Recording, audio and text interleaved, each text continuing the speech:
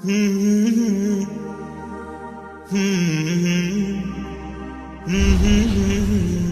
alaikum, welcome back to my channel.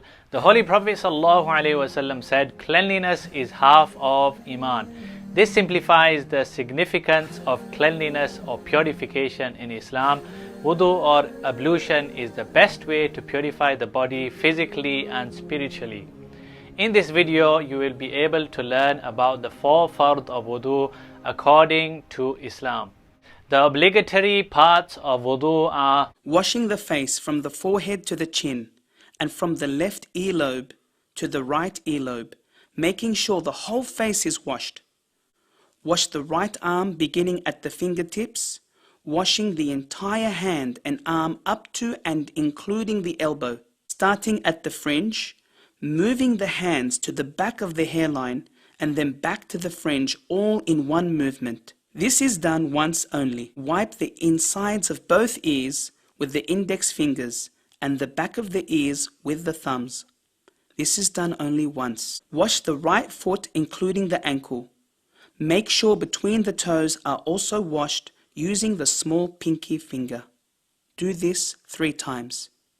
The same is done for the left foot, washing it up to and including the ankle, ensuring you wash between the toes using the small pinky finger. Do this 3 times. So these are the 4 Fardh of wudu, as it says in the Holy Quran, يَا أَيُّهَا الَّذِينَ آمَنُوا إِذَا قُمْتُمْ إِلَى الصَّلَاةِ فَاغْسِلُوا وُجُوهَكُمْ وَأَيْدِيَكُمْ إِلَى الْمَرَافِقِ وَامْسَحُوا بِرُؤُوسِكُمْ وَأَرْجُلَكُمْ إِلَى الْكَعْبَيْنِ.